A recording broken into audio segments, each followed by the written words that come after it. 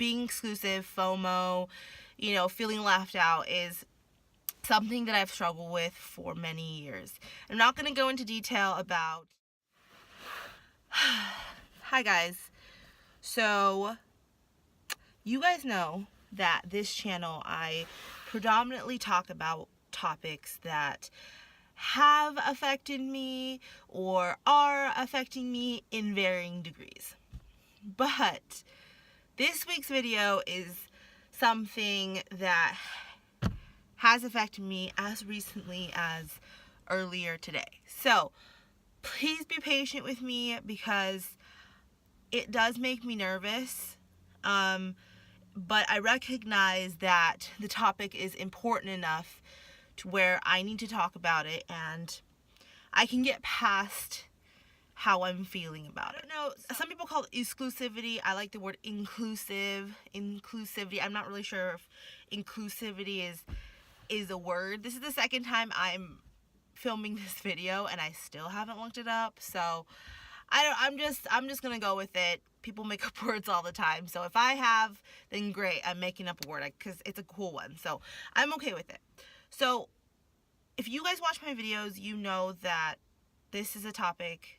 Being exclusive, FOMO, feeling left out is something that I've struggled with for many years. So I'm not really going to go into what caused me to be left out, be excluded. If you watch, I'll leave a playlist down below and in a card on my religious journey.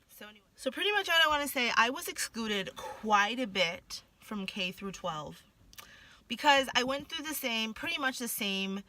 I went to school with pretty much the same kids from elementary to middle school to high school. So you tend to know, what's going on with a lot of people. And in my case, it was like I wasn't ever able to go to birthday parties or Christmas parties or whatever it was. And so I think going through school, people were just like, whatever, she's the weird kid, like I'm not inviting her again, which I understand. When you only see one side of a situation, you tend to go with it and you tend to just let that be your decision. So I experienced that and it was absolutely terrible. And at the age of 12, I considered just, not being here. And for those of you who have never seen my videos, you may think like, hey, why don't you just say the word? And I have. I don't need to say it here. I don't need to prove anything to anybody. But I just feel like it's kind of a word that's, our society is regarded it as like a shock. It has a lot of shock value. And that's not what I'm trying to do in this video. That's not what I'm trying to share. But if you see my videos, like, I don't have a problem with saying it. That's all I'm going to say about that. I've definitely sat alone at lunch and at recess, played by myself. Like, good thing I got pretty good at handball and I was a part of that, so that was great. I was watching Undercover High School and oh my gosh, it's just, they're pretty much the only social media I had when I was in high school. I was 16 and it was AIM. AOL, is it American Instant Messenger, something like that?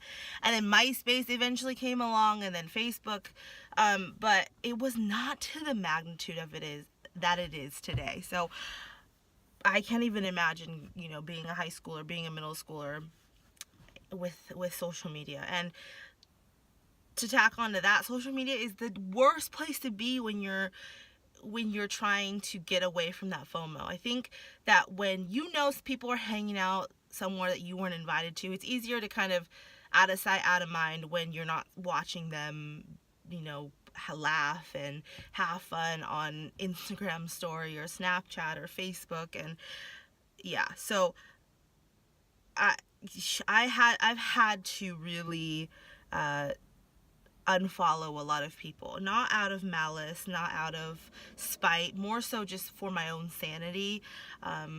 And also I think that when you follow too many people that you're just following mindlessly, you don't really get to use Instagram as it was intended. Like when you are following so many people, you don't get to see the feed of the people that you actually want to see.